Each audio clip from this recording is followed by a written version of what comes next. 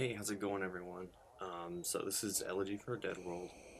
Um, well, I can honestly say that I've never played a game like this before, and I can see why it takes a special type of gamer to play it.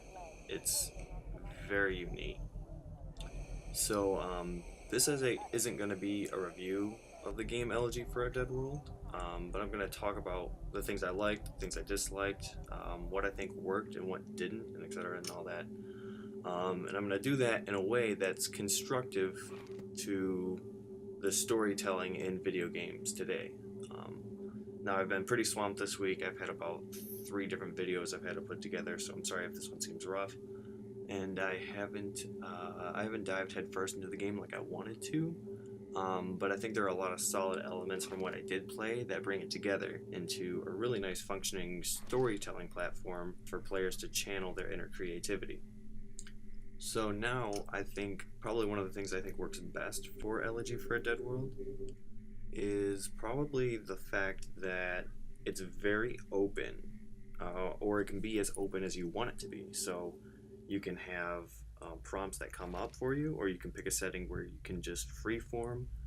And I've seen a lot of actual great poetry come out of other community creations about the game, which has been very interesting. And I think this game touches on the concept of loneliness. You play a character that's very alone in his own world, and he's just sitting here coming up with a story for a lonely world. And in a way, even you as a player become lonely.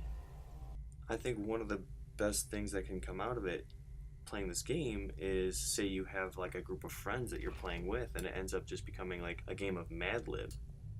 In a way, it kind of feels like how No Man's Sky was meant to be played, where you just kind of fly around and you see random objects that have been procedurally generated and you just kind of make up stories for them. It's kind of the same thing for here, where you see things that are based on the background and the ambiance and the feeling of both the setting and the character, and you just make up the story as you go along.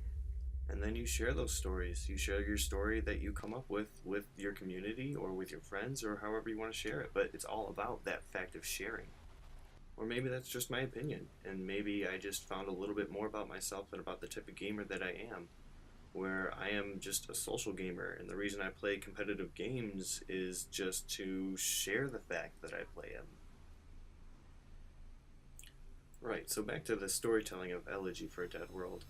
I think the approach I took was one that I could relate to based on what I've been through. So at one point, I'm just making up my own technical jargon because it sounded like something out of Star Trek, and that's kind of what I really loved as a kid. And the way that people tell their stories is fascinating because everyone experiences things differently based on what they've already experienced.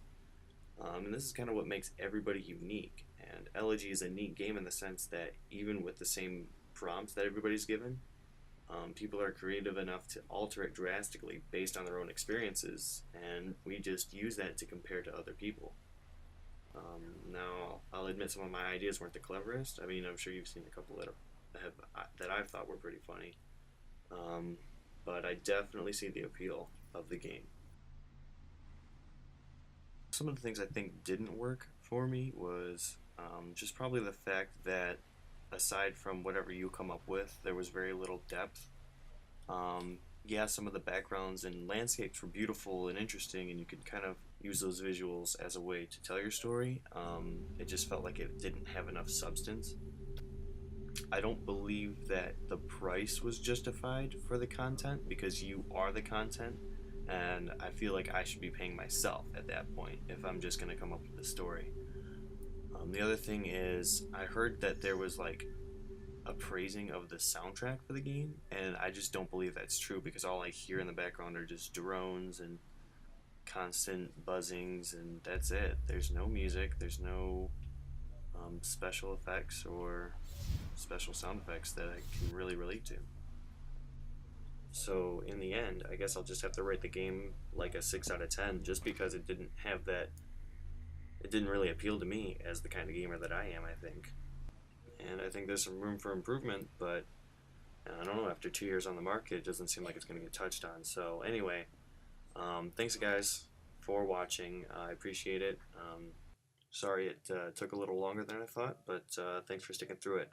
Thanks and have a nice day.